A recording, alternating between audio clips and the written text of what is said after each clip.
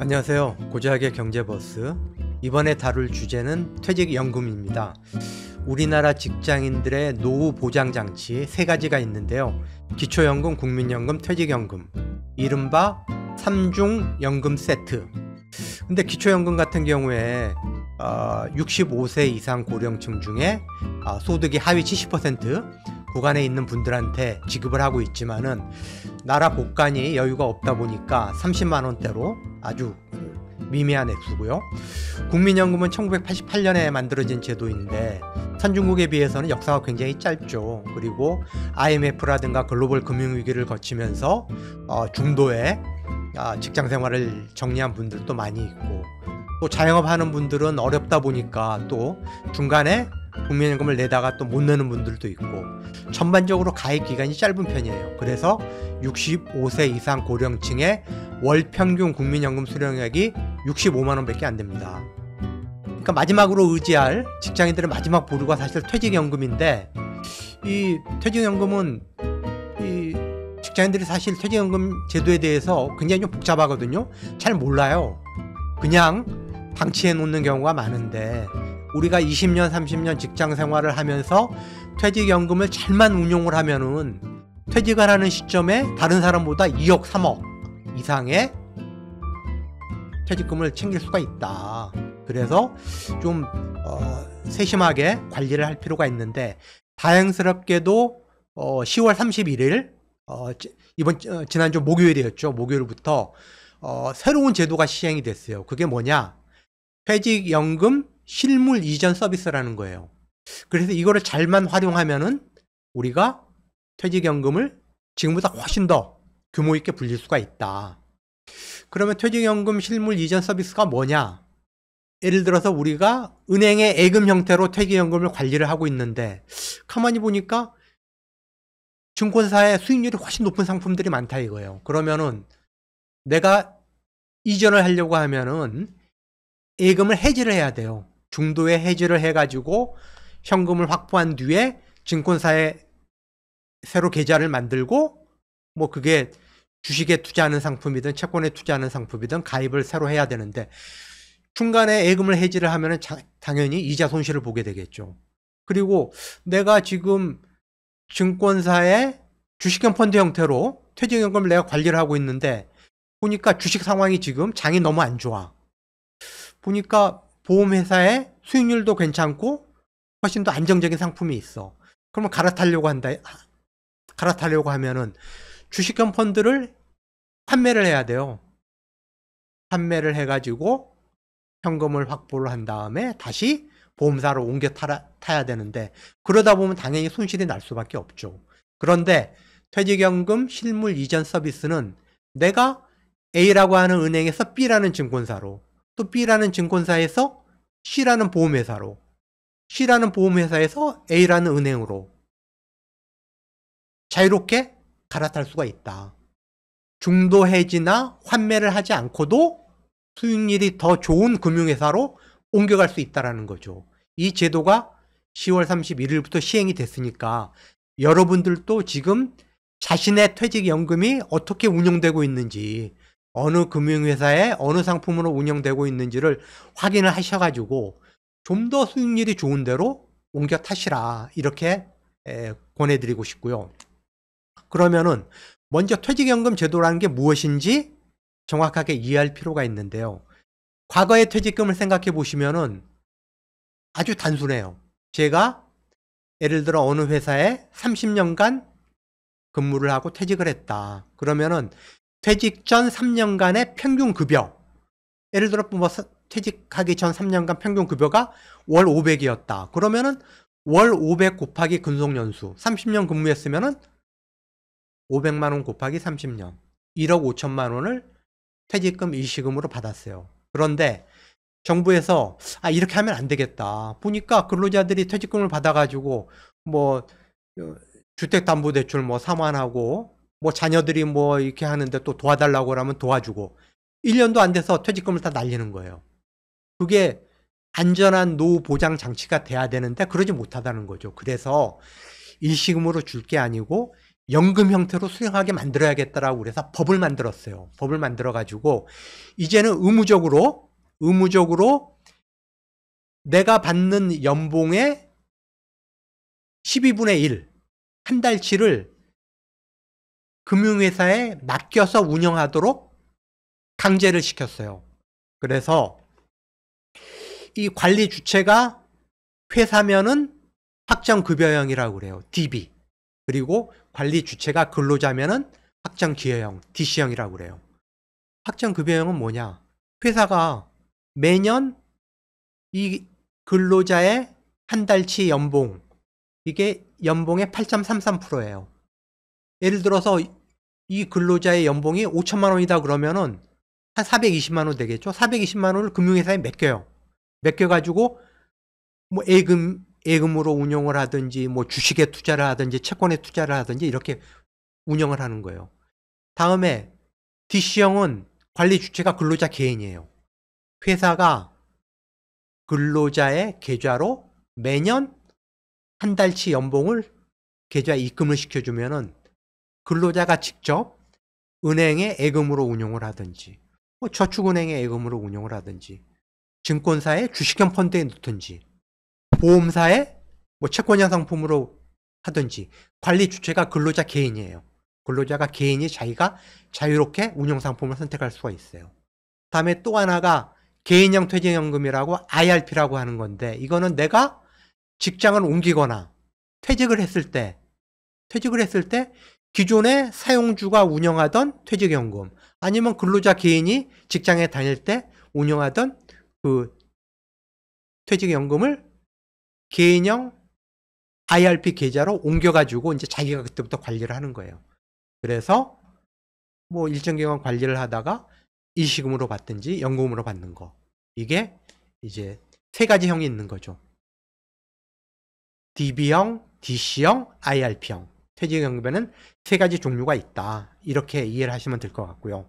그러면은 퇴직연금 규모가 얼마나 되냐. 한번 표 한번 보실까요? 3분기 말 기준으로 지금 적립되어 있는 퇴직연금 규모가 400조 800억 원이에요. 400조 800억 원인데 이게 은행에 200조 2800억 원. 52% 정도가 지금 은행에서 운용을 하고 있다. 그리고 증권사가 운영하고 있는 퇴직연금 적립금은 24%, 96조 5천억 원 정도 되고요. 보험사가 운영하고 있는 퇴직연금 적립금은 93조 2600억 원, 23% 정도 된다. 절반 정도가 은행, 나머지 절반을 증권사와 보험사가 나눠서 운용을 하고 있다. 이렇게 이해를 하시면 될 것 같고요. 그러면 퇴직연금은 투자처에 따라서 원리금 보장형 상품이 있고 원리금 비보장형 상품이 있어요. 원리금 보장형 상품은 예금이나 국채와 같은 안전자산에 투자하는 거예요. 원금 손실 가능성이 없는 거. 이게 원리금 보장형 상품이에요. 그리고 원리금 비보장형 상품은 개별 종목 주식에 투자를 하거나 뭐 테슬라나 뭐 애플이나 이런 뭐 미국 주식에 투자할 수도 있고 우리나라의 삼성전자나 SK하이닉스나 뭐 아니면 뭐 KB금융이나 신한은행이나 이런 개별 종목에 투자할 수도 있고 주식형 펀드에 투자할 수도 있어요. 뭐 반도체주라든가 뭐 유망한 IT주라든가 미국의 빅테크주라든가 이렇게 몇 가지 종목을 골라가지고 주식형 펀드에 투자할 수도 있는 거고 아니면은 채권형 상품도 있어요. 뭐 국내 민간 기업 중에 뭐 유망한 회사채 몇 가지를 골라서 투자할 수도 있고 개별 종목에 투자할 수도 있고 아니면 70%는 주식, 30%는 채권 이렇게 운용하는 상품도 있고 수백 가지 상품이 은행, 증권사, 보험사들이 수백 가지 퇴직연금 상품을 만들어서 운영을 하고 있다. 그런데 83%는 원리금 보장형 상품이다. 17%만 원리금 비보장형 상품이다.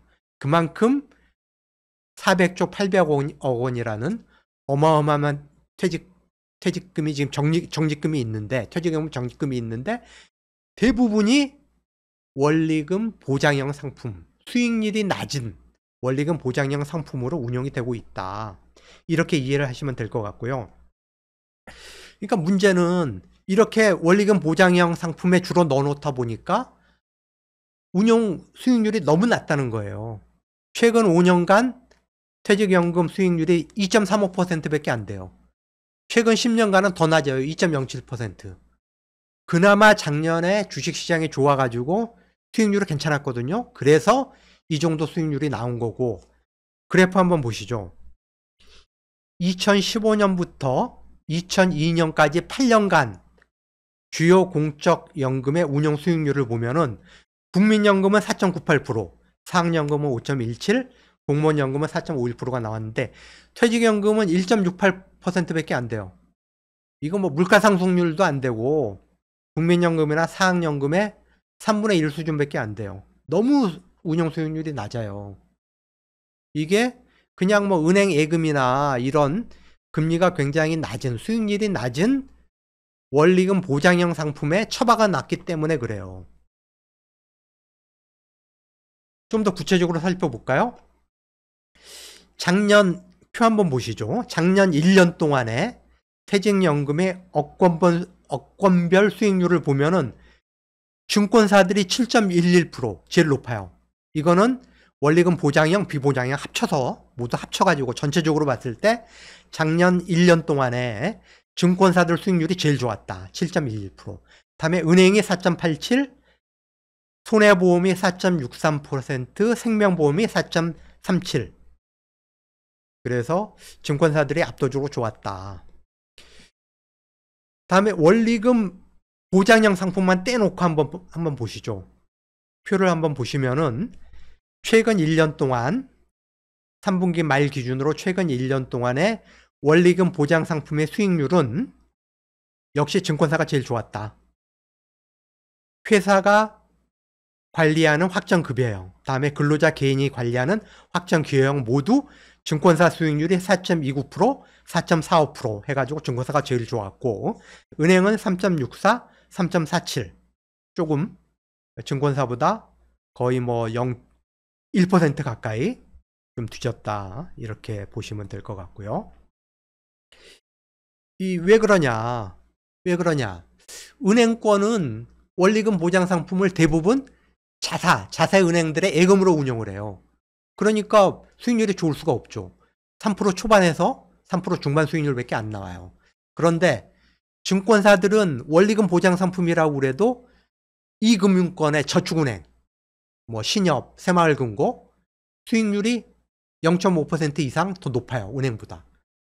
그러면서 5천만 원까지 개인 예금자 보호도 되죠. 그러니까 이런 이 금융권, 금리가 높은 이 금융권의 예금으로 주로 운영을 하고, 다음에 증권사가 또 운영하는 원리금 보장 상품이 있어요. 이게 뭐냐면은 ELB라는 건데, 퇴직연금 적립금의 90%는 이 금융권의 안전한 예금으로 운영을 하고 10% 정도는 주식형 상품으로 운영을 하는 거예요. 그래가지고 4% 이상의 금리를 보장을 해줘요. ELB라고 하는 원금 보장 상품.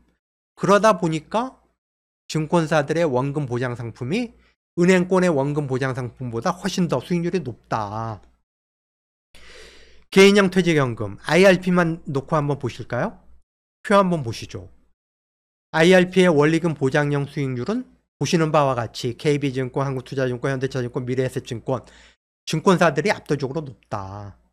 은행들은 3% 초반에서 3% 중반밖에 안 되는데 제일 높은 기업은행 해봤자 3.49%. 근데 KB증권은 무려 7.56%. 아까 말씀드렸듯이 제2금융권의 예금이라든가 아니면 ELB와 같은 원금을 보장해주는 90%는 예금으로 운영하고 10%는 주식이나 뭐 파생상품에 투자하는 이런 ELB 원금 보장형 상품이 있기 때문에 증권사들의 원리금 보장형 수익률이 압도적으로 높다. 다음에 IRP 원리금 비보장형 수익률 3분기 말 기준으로 최근 1년간 수익률입니다. KB국민은행이 제일 높아요. 14.61%. 그렇지만은 증권사하고 큰 차이는 나지 않는다. 삼성증권은 13.85%, 미래에셋증권은 13.68%. 사실 비보장형 상품은 이 뭐 미국 주식, 한국 주식, 그다음에 뭐 채권 비율, 그러니까 상품 구성에 따라서 뭐 수익률의 차이가 있기 때문에 제가 보기에는 제가 증권사에 있는 분한테 물어봤더니 증권사의 그 비보장형 상품이 훨씬 더 다양하고 또 뭐 국내 주식 비중이 또 높은 상품들이 많다 보니까 최근 1년간 국내 주식시장이 안 좋았거든요. 그러니까 그런 영향인 것 같다라고 이야기를 하더라고요. 비보장형은 아까 말씀드렸듯이 퇴직연금 적립금의 17%만이 비보장형으로 운영되고 있어가지고 큰 영향을 미치지는 않는다. 수익률에 큰 영향을 미치지는 않는다. 이렇게 생각을 하시면 될 것 같고요. 직장인들 입장에서는 참 이게 딜레마예요. 기초연금이나 국민연금이 노후보장 장치가 안 되고 있기 때문에 이게 퇴직연금이 가장 중요한데 대부분 83%가 원금 보장형으로 운영이 되다 보니까 수익률이 너무 낮아요. 2%대 수익률밖에 안 된다는 거죠. 최근 5년간, 10년간 보면은 2%대 낮은 수익률. 그런데 수익률을 좀 올리고 싶은데 비보장형 상품으로 갈아타자니 겁이 나는 거예요. 두려운 거죠. 이러다가 원금 손실 보면 어떡하지? 내 마지막 노후보장 장치인데 퇴직연금마저 까먹으면은 난 미래가 없다 이거죠. 미래가. 그래서 두려워가지고 갈아타지를 못하는. 그래서 이 수익률을 높이려면 어떻게 하느냐. 사실 이 퇴직연금 관리를 우리나라처럼 근로자 개인이나 사용주한테 맡기는 나라는 없어요. 미국이나 호주나 네덜란드나 이런 그 연금 선진국들 보면은 대부분 기금형 퇴직연금 제도를 운영을 하고 있어요. 이게 뭐냐. 국민연금공단 같이 우리가 매달 국민연금 보험료를 내면은 국민연금공단이 투자 전문가들을 동원을 해가지고 운용을 하잖아요. 주식에도 투자를 하고 채권에도 투자를 하고 예금으로도 운영을 하고 부동산에도 투자를 하고 그래서 올해 같은 경우에 지금 8%대 수익률을 내고 있거든요. 뭐 최근 10년간 보면은 아까 말씀드렸듯이 2015년부터 2015년부터 2022년까지 8년간 국민연금이 연평균 한 5% 수익률을 냈고 2023년, 24년 작년하고 올해는 수익률이 더 좋아요. 7%, 8% 지금 수익률을 내고 있거든요. 그런 것처럼 미국이나 호주나 네덜란드 같은 나라들은 투자 전문가들한테 맡겨가지고 7% 이상의 수익률을 내고 있어요. 그럼 왜 우리나라도 그렇게 못하냐 이거죠. 왜 우리나라도 그렇게 못하냐. 그래서 지금 국회에서 의원 입법으로 우리도 기금형 퇴직연금 제도를 하자라고 발의가 돼 있어요. 그리고 고용노동부 장관도 최근 국회 답변에서 아니 수익률도 더 좋고 안정성도 더 좋은 기금형 퇴직연금 제도를 검토를 하겠다라고 이야기를 했어요. 그런데 문제는 금융회사들이 반발하고 있어요. 반대하고 있어요. 지금 퇴직연금 적립금을 가지고 운영을 하고 있는 금융회사가 42개가 있는데 아래 그래프 한번 보실까요? 그 32개 금융회사가 작년에 1년 동안에 가져간 운영수수료가 1조 4,200억 원이에요.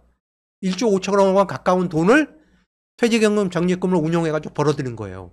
그런데 만약에 정부가 나서가지고 기금형 퇴직연금 제도를 운영을 한다.